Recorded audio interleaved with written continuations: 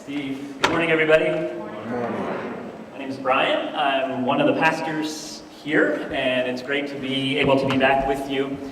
And we are in the midst, we're starting out a series, going to be focusing on some stories of hope, and many of that will be stories of hope that we have experienced in our own lives and the way that we have seen God at work in perhaps some unexpected ways and in some unexpected circumstances.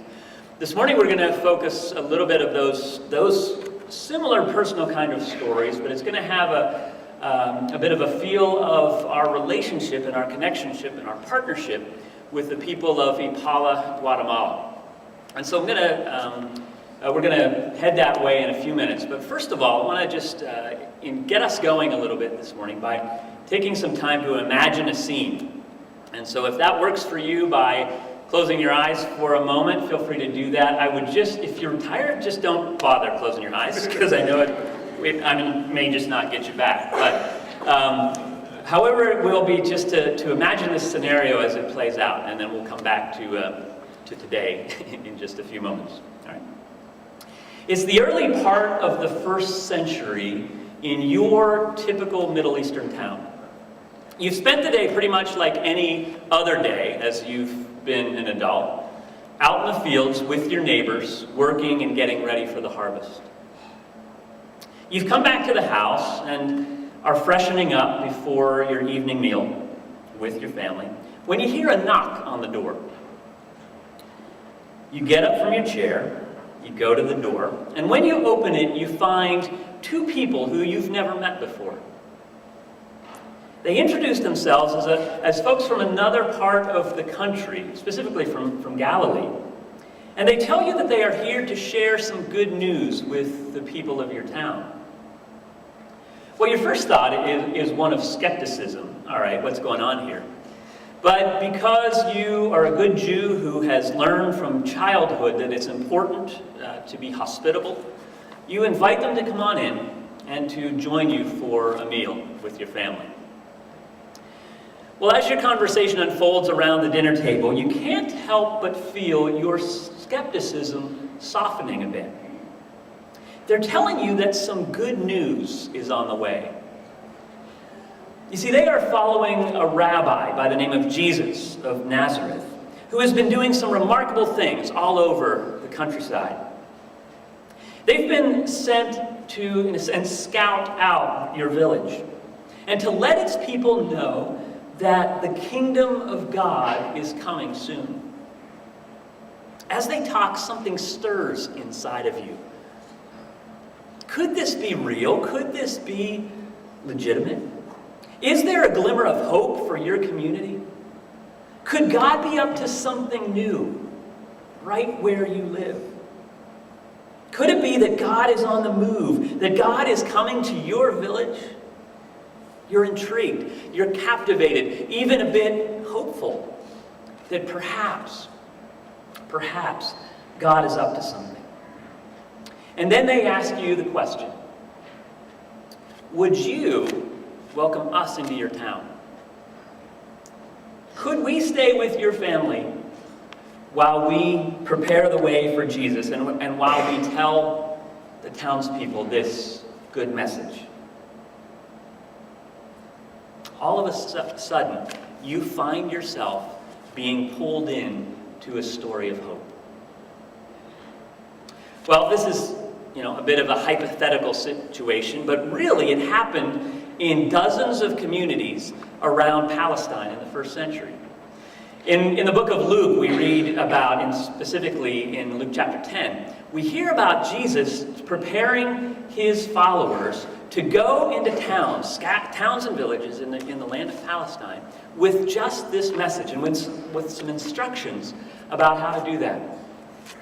At this point, Jesus was now his focus was beyond the 12 that we typically hear about, and there had been plenty more people who had dedicated themselves to following after Jesus. And so we hear that he had gathered 70 people to go and head out to places where Jesus was intending to go. And he gives them some instructions along the way, and he tells them what to be on the lookout for as he goes into this towns and villages. So I want to just read for you, and you can read along with me, this passage from Luke chapter 10, if we are still good. Yep. It's this. After this, the Lord appointed 72 or 70, depends on your translation, but go with us, others, and sent them 2 by 2 ahead of him to every town and place where he was about to go. He told them, "The harvest is plentiful, but the workers are few. Ask the Lord of the harvest, therefore, to send out workers into his harvest field. Go, I am sending you like lambs among wolves. Do not take a purse or bag or sandals, and do not greet anyone on the road. When you enter a house, first say, 'Peace to this house.' If a man of peace is there, your peace will rest on him. If not, it will return to you. Stay in that house, eating and drinking whatever they give you, for the worker deserves his wages. Do not move around from house to house. When you enter a town and are welcomed, eat what is set before you. Heal the sick who are there and tell them, the kingdom of God is near you." All right, so that's very specific instructions, very first century kind of stuff for this particular time and this particular era of Jesus' ministry. All right, so we don't have 18 points of how we can live tomorrow based on this text, but I want to hone in on a couple things, and really especially one concept that is there in this passage. And it talks about, this particular translation says this, you'll find there, or if you find a man of peace, or a person of peace, or maybe literally a child of peace, here's what I want you to do. And so it refers to this idea of a person of peace. And so we could talk a lot about the rest of those verses, but I want to just focus there for a minute. This child or person of peace is described as one who provides hospitality to these out-of-town visitors. A person who is open and receptive and welcoming to their message, or at least welcoming to their presence, and say, yes, come into my home, and I'll allow you to stay here as long as you need to, as long as you're going to do what it is you say you're going to do here. And so in each of these towns, Jesus sends out these 35 teams of 2, or 36, and he says, go to these towns and villages. I'm heading there. But look for a place, look for a person of peace who will welcome you. You may not find that in every town, and that's okay, move on. But where you do, I want you to see what is going on in that community. Look and see who is open. Look and see with the person with whom you can share this message of peace that I have come with. And have your peace rest upon them. And then just allow them to serve you, and allow their home to be a home base for the ministry that you're going to engage in, and the ministry that later Jesus would engage in there. And so look for this openness. Look for those who are willing to extend hospitality to you. And together, you will be able to do and to bring the goodness and the hope and the life and the love of the kingdom of God to that community, to that town. And they will work with you and be key players as an agent, we might say it as an agent of peace and love and hope in that place. All right. Well, as I read about that story of hope and think about the kind of buzz that would be generated in a community where they sense that something special is going to happen, that Jesus is going to be in their midst, and that they somehow, and this particular person has a role to play in that. I have been reminded of and reflecting upon our relationship with this community in Guatemala. Now, first of all, let me say, there are plenty of ways in which this story is not similar. Okay, for one, God has been at work in Guatemala and in Ipala way before Cedar Ridge ever showed up. And there are many good people who love God and who are concerned and caring about the people there in Ipala. And so this is not like some pioneering work that here come the saviors to bring about great things. We are a very small part, and we've been willing to show up and say, hey, God is doing something in your midst, and we're willing to help. We're willing to help. But as I've reflected on that, I've found in our relationship there that this idea of a person of peace, of people who have been open and receptive and say, yeah, you can hang out with us. You are welcome here, and we'd love to be a part of whatever it is that God is doing wants to do in our midst. And I think that as we have carried out in this relationship, I'm not saying it's any this one-to-one connection with what Jesus was doing in these towns, but there is a very real way that we as a community have sensed throughout the last several years. We've been trying to find a place where God is calling us to just focus our efforts and focus our energies, whatever it is we can give on a particular community. And throughout that series of praying and thinking and dialoguing with other folks, we really sense that Jesus has prompted us and led us to go to this place called Ipala in Guatemala.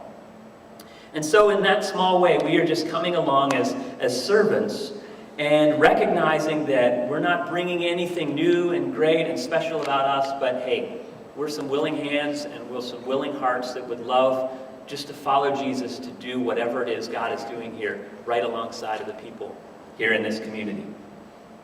And so we come just as willing to serve. But as we've been engaged with that process, we have found that whatever it is we have been able to do has been so much dependent on people of peace who have have been very open to God wanting to do something new, and to a hope, perhaps, that God is wanting to work alongside of each other and in partnership together to see what might happen, and to see the goodness and love of God being shown to the people of Cedar Ridge, but also through the people of Cedar Ridge as we work together. And I can identify a couple of folks who have just opened their lives to us, who have gone above and beyond to just say, yeah, you're welcome here. We would love to work together with you. And so as we think about these people of peace, I think we can just celebrate the way that friendships have developed and that this partnership has been enhanced. And so that it's a way that we have now, in many ways, as I've sensed, just been integrated into the life of this community in some way, in some small way. But it's really been through the work and the hospitality of a few people especially that have been integral in that process. This morning, as we're going to talk a little bit about that, but then share just some of the stories that have come out of that relationship. But in my mind, I'm going to invite two people to come up now. Vernon Archer and Carlos Monroy, a.k.a. Kike. Come on up to the front. And you had a chance to meet Kike previously. Kike is from Ipala, and he works in the government. He has been born and raised in that community, and has really been just shared a neat story. If you hadn't heard a little bit of his personal story, go online and listen to a couple weeks ago when we talked about that. But in my mind, Kike is one of those persons of peace for our community. That since the very beginning, when Vernon, as the mayor of Riverdale, became a key player on this end, as far as us lining up with this community of Ipala, out of all the towns in the world, we ended up landing there as kind of the sister city of Riverdale Park, and just the pretty amazing ways that God has worked with that. But I know that mayors have been involved with this. There have been other people in our community, but Kike has been just so welcoming and open to our being there, and have gone above and beyond your job description, I think, just to make a place for us, and to allow us, as we've traveled there, to make so many arrangements, to link us up with other people, to make connections with other people, and just to be such a generous host there in Ipala. So we're so pleased that you are here with us for these 6 weeks during your internship. And really just wanted to have you share a little bit more about your community and what you see going on in your community, and maybe some stories of hope there. So first of all, bless you, and we're so glad that you're here. And I'm going to maybe just start with Vernon, though, before. Vernon was really, again, as I mentioned, has been in Ipala from the get-go, and really has helped pave the way for our community to be involved there. And so that's been several years now. A few years, you've made more trips than any of us down there. As you've had a chance to reflect a little bit about this building relationship and maybe signs of hope that you've seen throughout, what would you just have to share with the people of Cedar Ridge? Hello? Oh, yeah. I'm there. Well, it's rare for a politician to be kind of speechless. I don't know where to start. 6 years. I've been involved 6 years. And when you brought up this idea of talking about hope as kind of central to the relationship that's developed with so many different sides now, there's the government to government, community to community, church to community,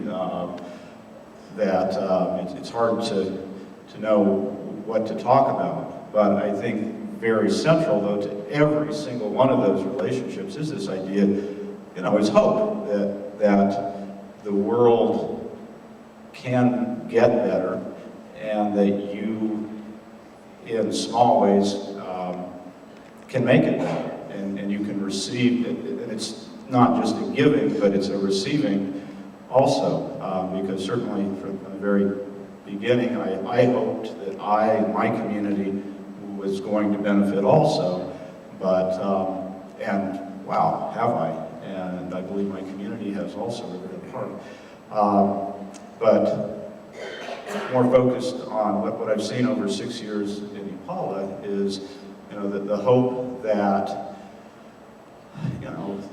myself and the folks that I've become connected to will see improvement in their lives. And it's easy to get focused on the material aspects. Guatemala is a poor country. There's no getting around it.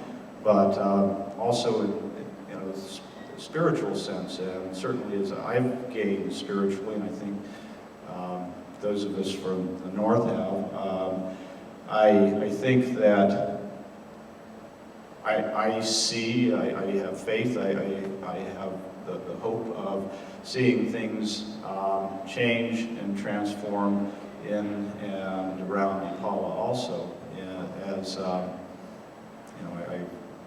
in ways that I see as optimistic.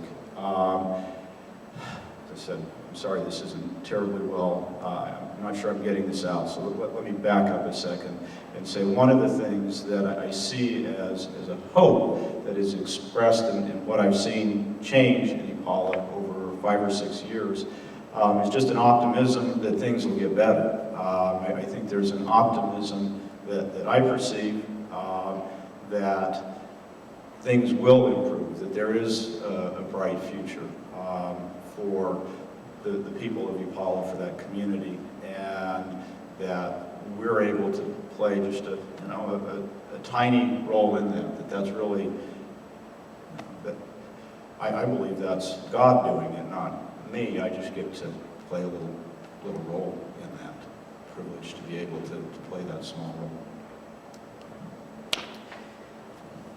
So Kike, Vernon talked a little bit about the needs in Ipala, and just that there is a community of needs. In case you didn't know, that the United States has some needs as well. So we're on equal footing. You came to study, part of your internship is to study the government of the United States. And so when you arrived, our government had shut down.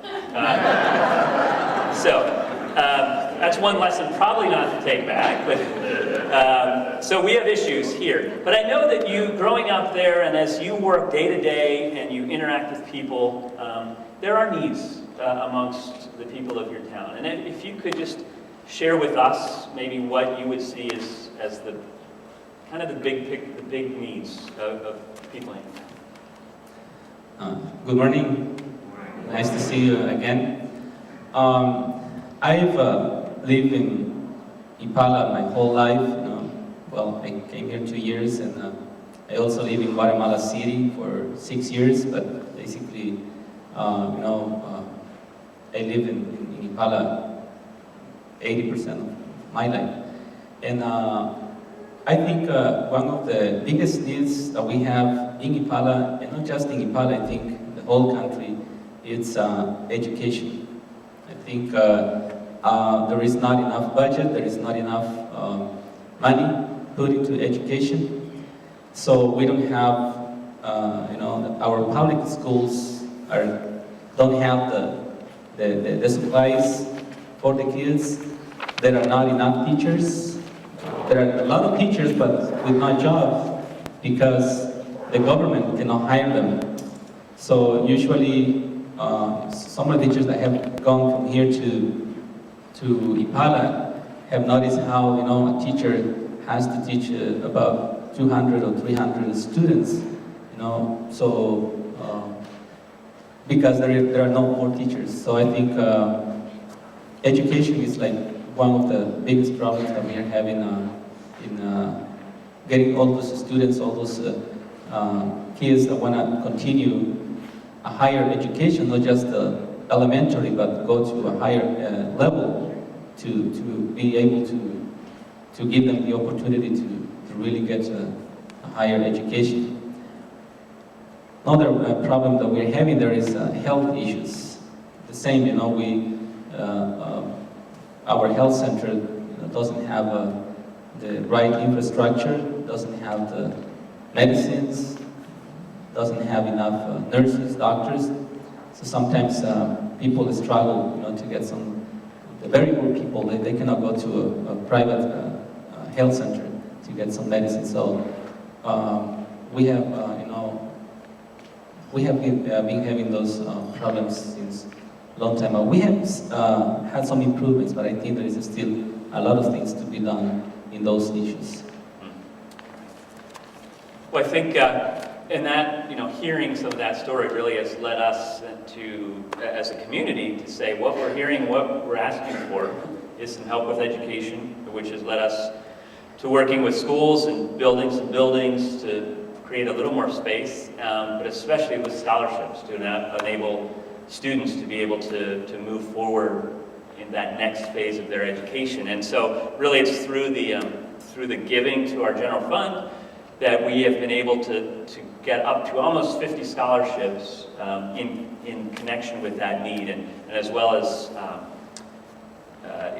creating a little health fund that our committee there in Ipala is working to distribute to those who are in need of medicine or need of financial help to get some healthcare needs mentioned. So anyways, amongst the needs there. But we know Ipala is not all about just needs. And so all of us who have traveled there, I think, have experienced that, wow, there is so much that we receive from the people there, but also just being in that place is a great thing. So I'd like for you to just share from your perspective, I mean, what are some of the great things about Ipala, or that make you proud of Ipala, or maybe, I know you are a person who loves God and seeks to serve God, and as a person of faith, maybe you would see it as ways that God is at work in your community, and just to share with us some of those signs of hope in your community. I am proud of how how friendly the people are in Ipala, and this is, I would say, like the first thing that I really like about my town. I have lots of friends there, and people are very friendly. They will say hello to you, they will talk to you, and very, very friendly. And the people in Ipala are always, striving for success. Even if there are difficulties, they are striving for success. And many people have God in their hearts. And when God is in our hearts, there is always hope. Even if we have difficulties, if we have God in our heart, because I myself been in many difficult times, but I know that God is in my heart, and there is always hope, and He's gonna find a way to solve our needs, our problems. And the good thing about Ipala, I see many people, are following God's commandments, God's steps, and so there is more hope. And people are striving for success. They want to get education. They want to work. They want to do something for our town and our communities. We have different groups, youth groups in different churches, and also the town hall is trying to promote some activities for young people. So we help the ones that are really in a big need. So there is like scholarships, building these kind of relationships with the Cedar Ridge Community Church gives the people and the students a lot of hope. And I have seen that from my students, that we also have some scholars, scholars in the English programs that, I always talk to them about, Cedar Ridge Community Church. They're going to come, they're going to be able to talk to them, to meet them, to practice your English. So that's something that, I am really grateful, with God, because the U.S. Embassy has different programs in Guatemala, and I would say we are very fortunate to have this kind of relationship with Riverdale Park and with Cedar Ridge Community Church, the teachers, because there is, a lot of things that are, happening there, and I can see, how the students, get, so happy, and their faces look so happy when I talk that you're coming to Ipala, and that they're going to be able to share with the youth group, with you. So it's amazing, So even though we have lots of needs there, I think we are doing, what we have to do in order to improve our communities, improve our town. And I hope, in the near future, we're going to have more opportunities for all the people that are in need now. Awesome. Just to pick up on one of those things that you talked about, I know that I think you brought some letters, and Amanda, Fruit here at all? Okay. You can symbolically come up, Mom. Amanda Frew has been engaged with a project helping coordinate a project that we as a church are working with KK students. These are English students in various levels, I guess, of expertise in English, right? But we want to be engaged as pen pals with the students that KK is working with. What are the age range of most students? 13 to 19 years old. Okay. And so we have a bunch of letters that KK is going to hand off from the students to Amanda's mom. She will be here. Yeah. And what we are looking for today is, I know some of the students have said, yeah, I'm going to sign up and we're going to correspond back and forth with these folks. But also, we'd love for any of you who would like to share just in English an opportunity for you to engage in a bit of a relationship with some of the students there. And ideally, we could have 20-ish, I think. Is that about the goal? 18 Okay. to 20. And we're just kind of thinking brief, right? And help them practice their English, but also just establish some relationships with people in our church. Anything else you would want to say about what from your perspective, you would like to see happen? This is a great opportunity to do this activity, and we have talked, Amanda and I have talked a lot about these projects. These letters were written like 3 months ago, 2 months ago, but I wasn't able to send them.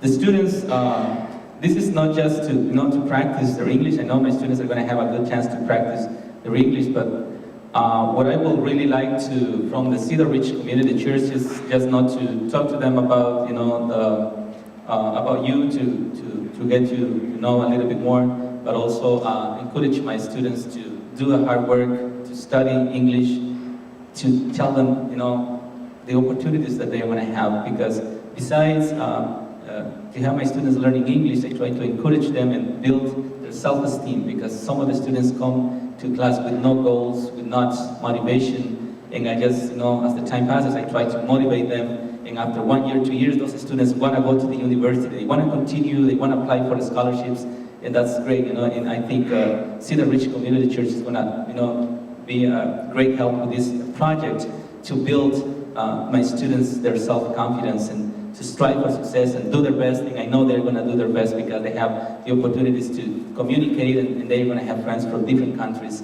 that they're going to be looking forward to see, you know, in the future. So I want to really thanks for this opportunity, and I'm going to do my best, you know, to really work on those projects the next years, and hopefully, you know, your youth group and your people here are gonna, you know, be willing to really, you know, support this project. So these are the letters. When's your last Sunday here? I think it's gonna be the 24th.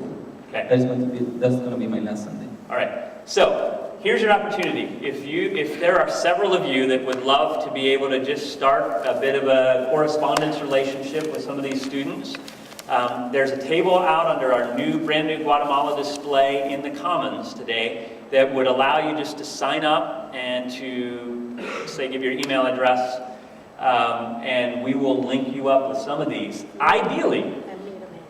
huh? And meet Amanda. And meet Amanda, yeah. And ideally, we will take a batch of your letters back with Kike, and they can be hand-delivered to those students here within the next several weeks, all right? So please consider doing that, and check that out in the back Commons after this service today. So thanks, Kike, for that. Deb, why don't you stay up here, and then I'm going to call Julio up. But, okay. I just brought a small souvenir for the church, and I seen that you have some pictures of Guatemala and Ipala there. So this is like a small picture of the volcano. So I just wanted to give you this to put it here. It's a souvenir from Ipala. Awesome. Thank you very much for all your support and all your help. And I'm looking forward to see you in Ipala and work together. Awesome. Thanks, Kike.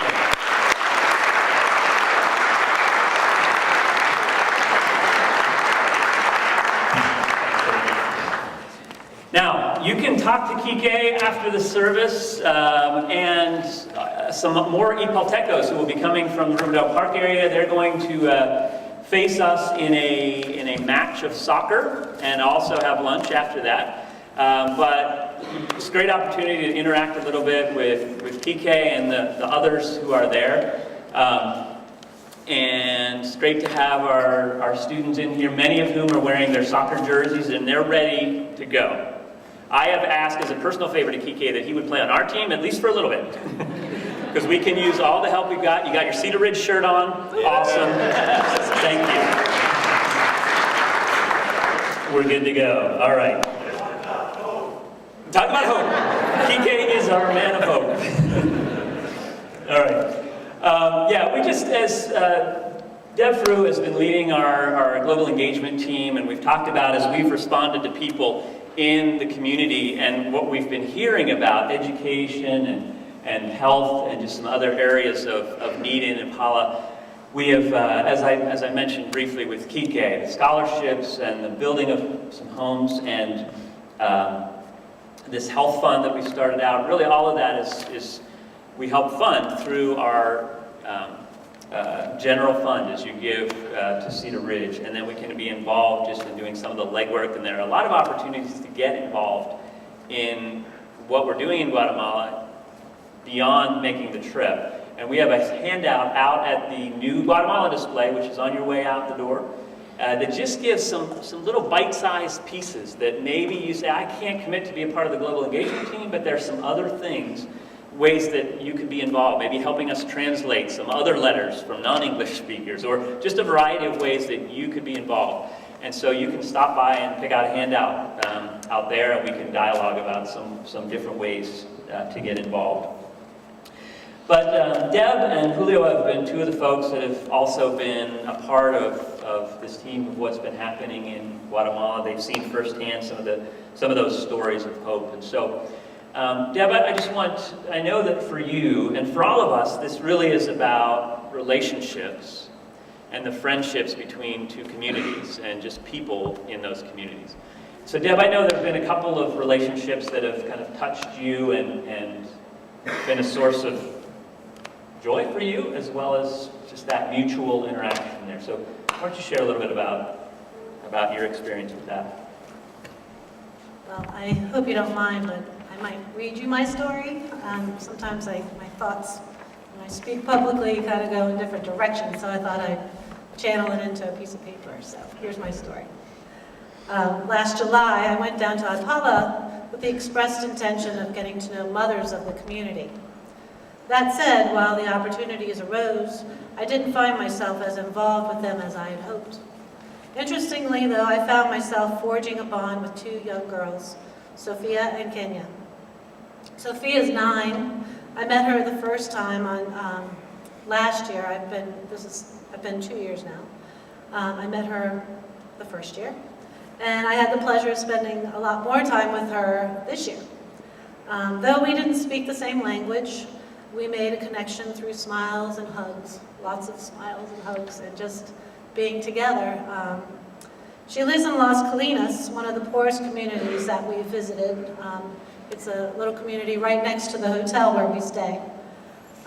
Thanks to and part of Cedar Ridge donations, a patio has been built at her school to keep the mud from rendering the school inaccessible. Presently, the school is being expanded to include a new classroom. It's my hope that she knows that she's not alone in the world, and that other people care about her, and that she will succeed. Kenya is 17. I met her for the first time this year. Our connection grew thanks to a simple mutual interest in each other. The fact that she spoke English made getting to know her a lot easier. She's one of the most privileged children, more privileged children in the community. She's smart, outgoing, compassionate. I have hope that she continues on her path to becoming a prominent member of her community, continuing with her interest in bettering the lives of those she lives with. While it's rewarding to be part of an organization that helps others, what personally keeps me engaged in service are the simple but valuable friendships that crop up. I hope that my relationships continue to flourish as my involvement continues.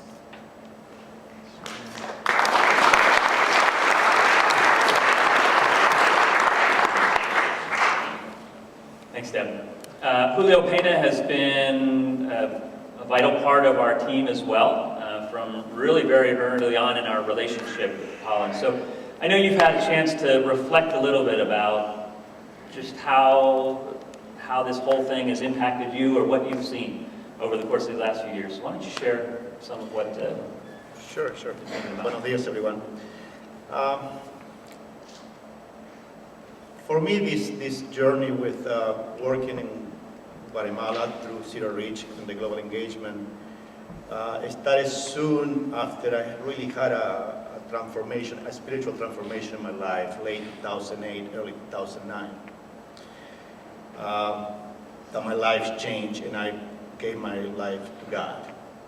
I was part of Cedar Ridge, so I made a decision then that if I was going to follow Jesus and allow Him to guide me through my journey, that I also needed to be a servant and serve. So at that time, Cedar Ridge was working towards finding a country to work with, and Guatemala was chosen, and through, as Brian explained, through the relationship we had with Vernon here, Ipala was chosen. So I decided to join the global engagement team sometime late in 2009. That was great. In early 2011, I was asked by Brian to take a trip to Ipala. The first trip was for us to, it was a fact-finding trip to see what their needs were, and Bill Duncan, Brian, and myself took place on that trip. We promised ourselves that the only thing we were not going to do is have an agenda that dictated our trip to Ipala. Our goal was to allow Jesus to guide the trip and to make sure that whatever we brought back to our community here, to all of you, was the desires of the people of Ipala. So they were going to tell us what their needs were.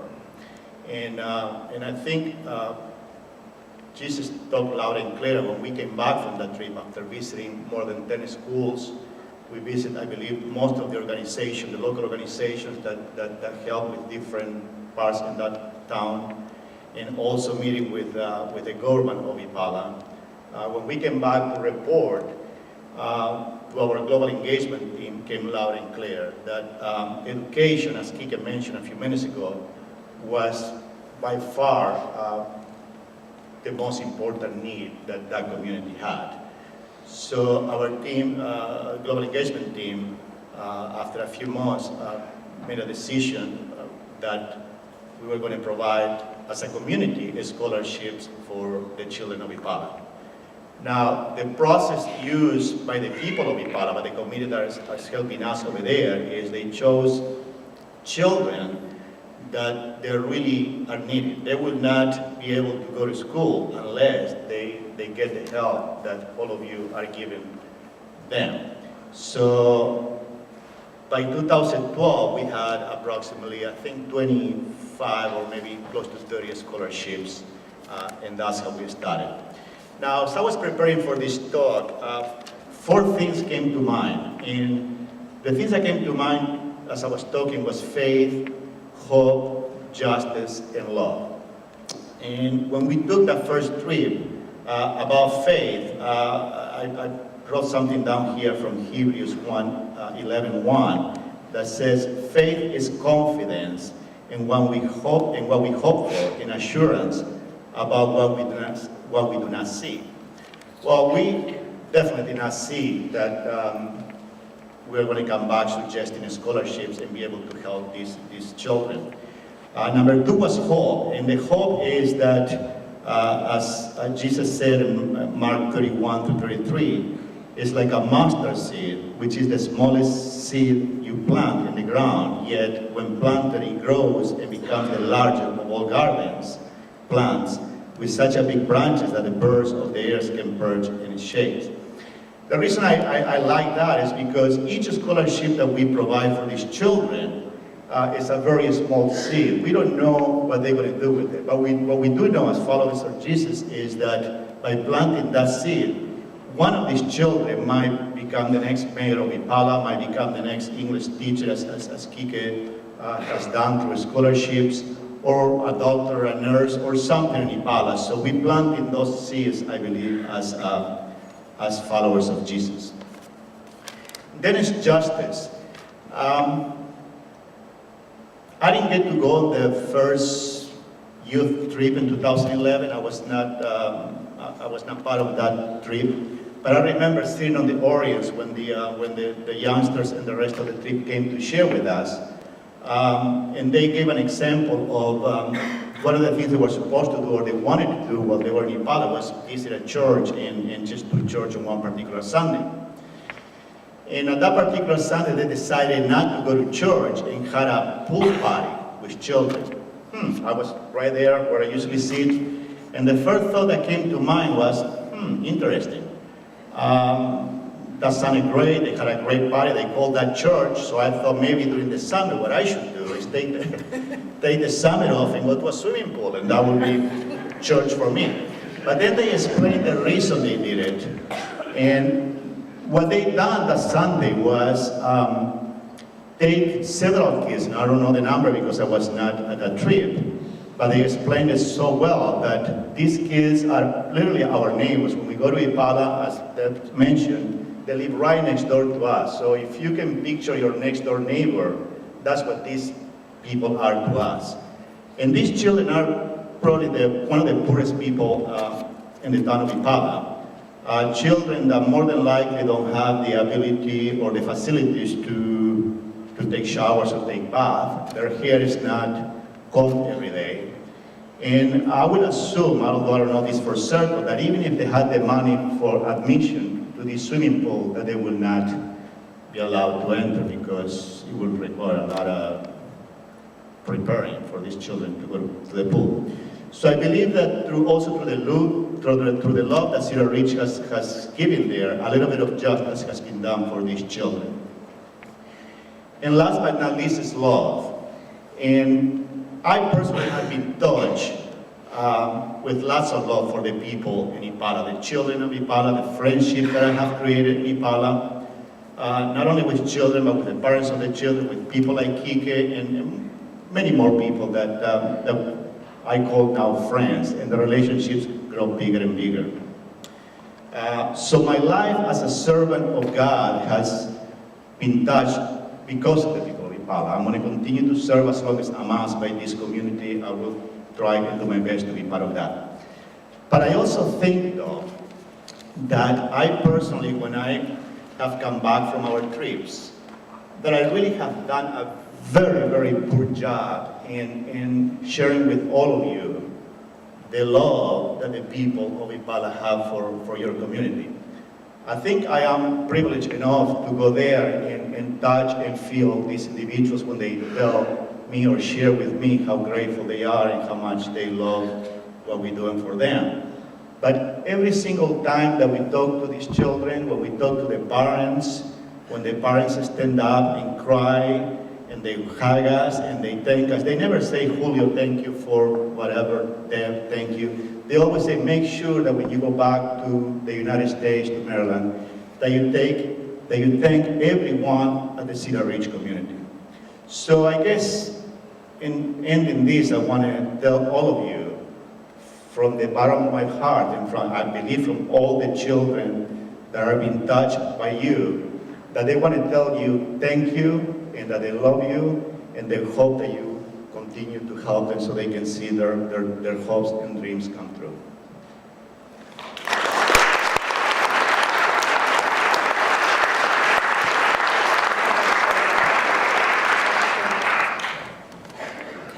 Thank you, guys. All right. Well, thanks just for listening, and I hope that you have some hope even stirring up in your heart, not only for what God is doing there and through people like us, people like you, in this community, but just the way that God works in the world. And often working through someone like a person of peace, maybe even in your workplace or in your neighborhood or in your family, that is just open and receptive to whatever it is that God wants to do in a new place and in a new way. We do want to just wrap up by just sharing a couple of things of practical ways that you can get involved. Obviously, we've talked about financially supporting the work there in Guatemala, and that's certainly a way that you can be involved just through your regular commitment to Cedar Ridge. But there are a couple of very hands-on practical ways. One of those is out in the lobby, there is our gray recycling bin. And that, over the course of the next few weeks, is going to be filled up, we trust, with warm winter coats. Especially for men, but really anyone, I think, any size. Those will stay in Maryland, for the most part, through Riverdale Park, which is home to many Ipaltecos. They have a regular need of people, especially now as the weather's getting colder, to just stay warm. And many of those needs are from immigrants, some of whom are from Ipala or from Guatemala. And so they're working with another community church down there that will be distributing those coats here locally to help people prepare for the winter. And so if you want to drop those off, new or gently used coats are great. We would love to be able to get those distributed, and Vernon's working through that with that. And then also, this is, sorry about the time limitation, but basically this week and next, so practically speaking, that means next week, we are collecting toys that will be distributed in Ipala, generally at Christmas time. Our friends, the Ipaltecos Ascentes, the local community of Ipala, people born in Ipala, are working to, we'll send those down and we'll have those distributed to neediest kids there. So new or gently used toys would be great if you could bring those in, and we'll be sending those off to Ipala before Christmas time. We would love to have you do that. I mean, my recommendation, they didn't say don't send battery-operated toys. Practically speaking, once the batteries run out, that's probably the end of the use of the toy, all right, unless they just move it around. So I would stick simple, and not too gadgety in terms of toys go. But that's one great way that you can be involved. And then finally, other than coming to the soccer match and coming to lunch, just to hang out a little bit today, you're all invited to that. There should be plenty of food. Is this, I think we touched on it briefly, and we've talked about it before, is this idea of helping to fund the building of smokeless stoves for people in Ipala. It's related to a health issue in that we've heard the number one health issue in Ipala is respiratory illness amongst kids and amongst mothers especially. And a lot of that happens because they are breathing in smoke from basically cooking over a grill inside their home. And for just $195, we can be building smokeless stoves that are completely healthy for people. It helps the environment, much more efficient in preparing food for that way.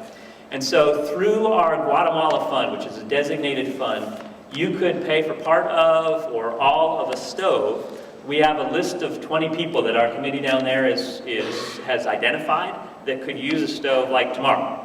So we would love to be able to provide as many of those smokeless stoves, and really it's only $195 to do that. And so you could designate a gift towards that. One of the folks, Lori, in our children's ministry time together, where we share some of these same things that go on here earlier today, said, our family, we are not going to buy gifts for our parents who really don't need anything more, but we are going to buy a stove for them as part of a way of celebrating Christmas with them, but doing something significant with our Christmas gifts. So that may be a way that you would like to contribute as well, but we'd really encourage you to consider that. And if you want more information about that, stop by the table or talk to Deb or Julio or Kike, Vernon, folks that you know are involved with the global engagement team.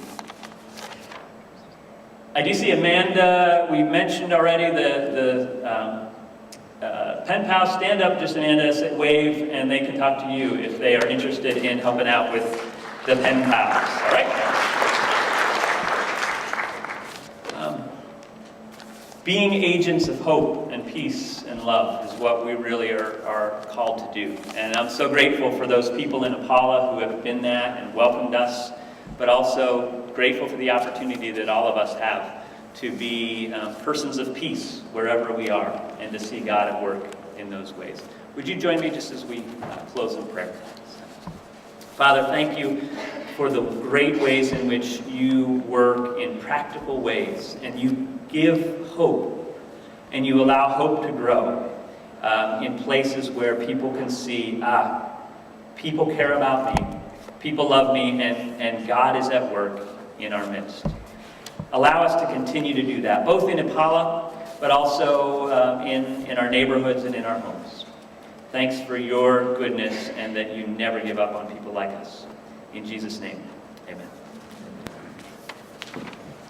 Thanks, Brian. Hello, everybody.